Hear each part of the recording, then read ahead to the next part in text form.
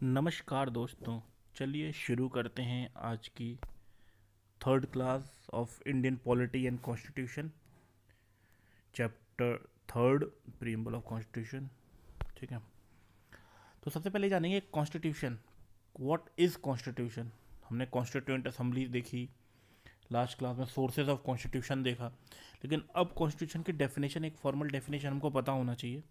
तो यहाँ पे मैंने लिखा हुआ है the basic principle and law of a nation in a state that determines the power and duty of the government and guarantee certain rights to the people in it. Okay, and constitution is a fundamental law of the country. मतलब the basic law of any country,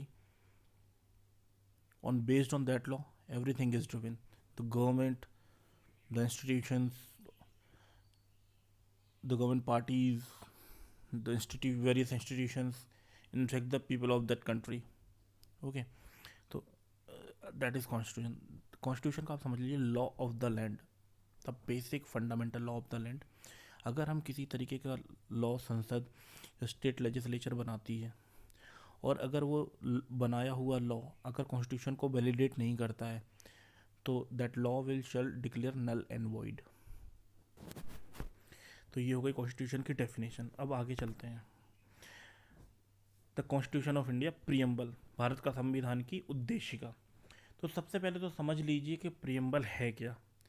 preamble is just like introduction of our constitution. जैसे book में पहले chapters की पूरी summary दी जाती है ना, summary नहीं बोलेंगे उसको, एक लिस्ट दी जाती है, chapter one, chapter two, chapter third, chapter one में क्या है, चैप्टर टू में क्या है, चैप्टर थ्री में क्या है।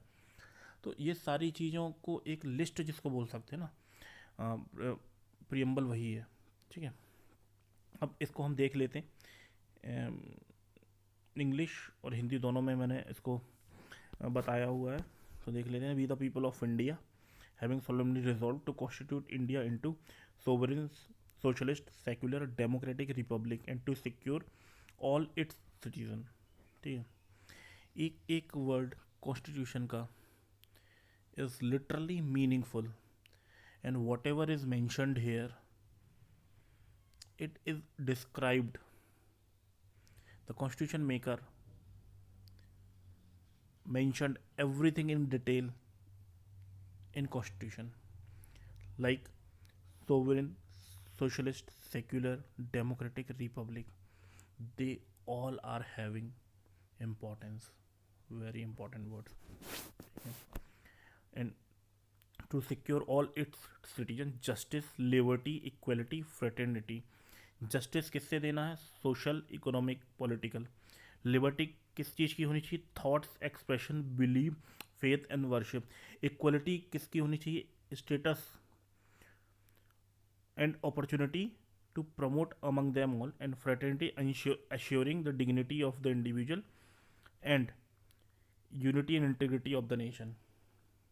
In our Constituent Assembly, this 26th day of November 1949, do hereby adopt, enact and give ourselves this constitution। Means हम भारत के लोग, यानी अगर क्वेश्चन पूछा जाता है कि कॉन्स्टिट्यूशन ऑफ इंडिया कहाँ से पावर डिराइव करता है, कहाँ से पावर लेता है, तो बोले पीपल ऑफ इंडिया।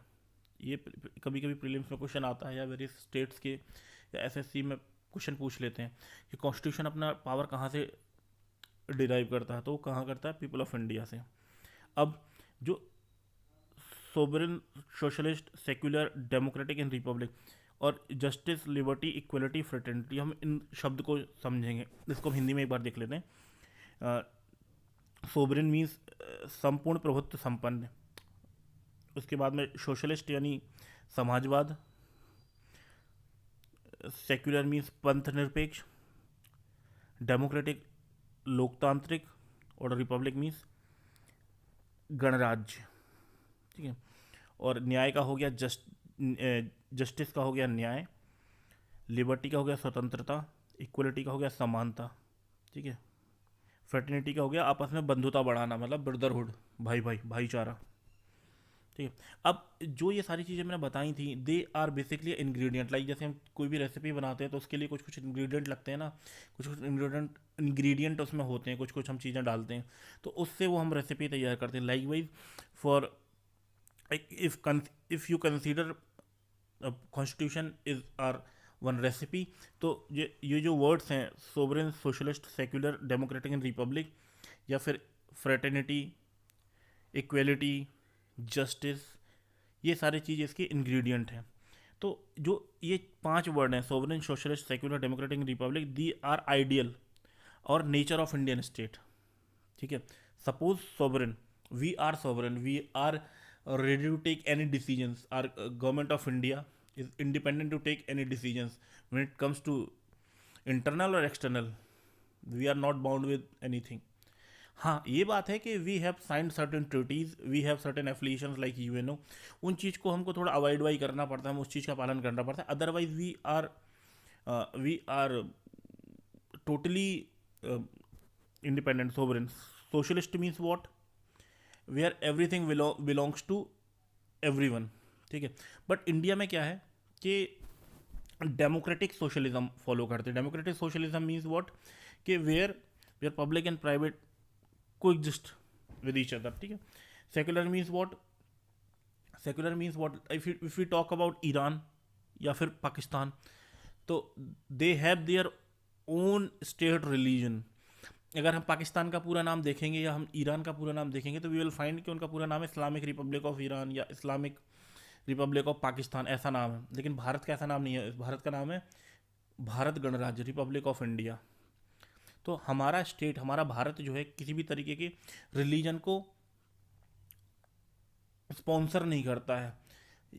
इंडिया में different kind of religion, various kind of religion को एग्जिस्ट विथ ईच अदर. ठीक है. इसको democratic means what? Democratic means यहाँ पे जो डिसीजंस लिए जाते हैं वो जनता के द्वारा चुने हुए प्रतिनिधि के द्वारा लिए जाते हैं, तो वहाँ पे डेमोक्रेटिक बोल देते हैं, डेमोक्रेसी होगी. रिपब्लिक मीन्स जहाँ पे सबको इक्वल अपॉर्चुनिटी है. चाय वाला से लेके चूना वाला तक हर लोग, कोई भी कहीं पे भी ऊपर तक पहुँच सकता है जो मेहनत करेगा. कहीं पे किसी भी तरीके की हेरिडेटरी नहीं है कि यहाँ पे प्रेसिडेंट ऑफ इंडिया भी इलेक्टेड है, प्राइम मिनिस्टर ऑफ इंडिया भी इलेक्टेड है. हर जो भी जिस तरीके का भी लीडर सबको लोगों के द्वारा इलेक्ट किया जाता है. नॉट हेरिडेटरी पोस्ट है, कोई किंग लाइक इंग्लैंड में होता है. ठीक है. तो ये रिपब्लिक का मतलब हो गया. Justice, liberty, equality and fraternity मैंने बताया. जस्टिस मतलब न्याय. न्याय में किस तरीके का न्याय मैंने आपको बताया था, इसमें समझ लेते हैं. Justice means justice social, economic and political. यानी सारे लोग जो हैं, the country of this people, the people of this country, sorry, सामाजिक, आर्थिक और राजनीतिक, इनको न्याय मिलना चाहिए. स्वतंत्रता यानी लिबर्टी, थॉट ऑफ एक्सप्रेशन, आजकल हम बहुत सुनते हैं freedom of expression etcetera. These all are things mentioned in fundamental rights, or मौलिक अधिकार. मौलिक अधिकार जो है, तो आर्टिकल 19 जो हमारा है कॉन्स्टिट्यूशन ऑफ इंडिया का मौलिक अधिकार में, तो उसमें इस चीज़ को बताएगा. आजकल हम लोग बहुत न्यूज़ में भी आता है कि अभिव्यक्ति की आज़ादी है, नेक्सेक्टा.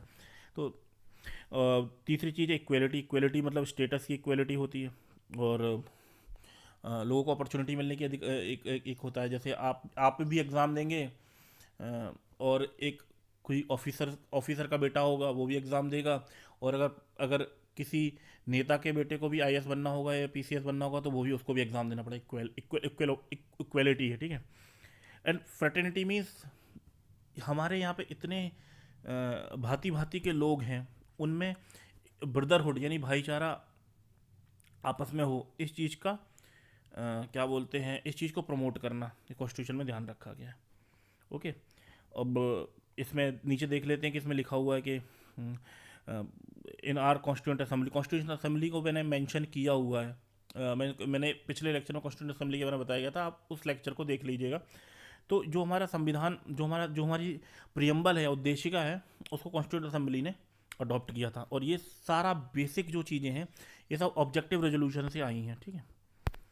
तो जैसे ये देख लेते हैं कि जो अमेरिकन कॉन्स्टिट्यूशन है, सबसे पहले अमेरिकन कॉन्स्टिट्यूशन ने ही, जो American constitution was the first to begin with preamble, in India adopted it. Even so many countries जिन्होंने अडॉप्ट किया हुआ है. इवन मैं बात बताऊं, अगर 195 कंट्री, 195 कंट्री रफली, we have 195 country in this world, तो maximum countries have their own constitution, except some country, every country have their own written constitution, and those who have written constitution, they have preamble, and all have adopted this preamble from American constitution. Okay. और preamble of Indian constitution is based on objective resolution. ये पिछली class आप जाके देखिए, मैंने उसको बताया हुआ है ऑब्जेक्टिव रेजोल्यूशन क्या है। फिर मैं बता देता हूँ आपको, नेहरू द्वारा संविधान सभा में, कॉन्स्टिट्यूशन असेंबली में इसको मूव किया गया था, वहाँ पे लोगों ने अडॉप्ट किया था, उसके बेसिस पे हमारा कॉन्स्टिट्यूशन डेवलप हुआ है। प्रियम्बल, हाँ एक इंपॉर्टेंट चीज़, ये सबसे इंपॉर्टेंट है, इसको ध्यान रखिएगा, ये पूछा जा सकता है, इवन पूछा जाएगा ही। द प्रियम्बल वॉज अमेंडेड, मतलब हमारे कॉन्स्टिट्यूशन संविधान संशोधन 42वां संविधान संशोधन हुआ था 1976 में, जिसमें 3 वर्ड्स जोड़े गए थे, सोशलिस्ट, सेक्युलर, इंटीग्रिटी। मतलब इसमें एक क्वेश्चन पूछ सकते हैं कि ओरिजिनली, देखिए इसमें देगा सोशलिस्ट, सेक्युलर, और एक वर्ड और है इसमें, यहाँ पे नीचे दिया हुआ है फ्रेटर्निटी में, आप देखिए unity and integrity of the nation. तो ये चीज़ें 1976 में 42nd कॉन्स्टिट्यूशन अमेंडमेंट के हिसाब के बाद जोड़ी गई थी। ठीक है, तो अब इसको संविधान, अब इसको प्रियम्बल को आप पढ़िएगा, चीज़ों को याद रखिएगा, याद रखने की कोशिश कीजिएगा, नोट्स बनाइएगा और रिवाइज कीजिएगा। चलिए आज के लिए इतना ही रखते हैं, और चैनल को प्लीज़ लाइक, शेयर, सब्सक्राइब कीजिए, सब्सक्राइबर्स बढ़ाइए, अपने दोस्तों को बताइए, लोगों को भी फ़ायदा कराइए। And thank you for watching, and more importantly पढ़ाई कीजिए। Bye bye, thank you.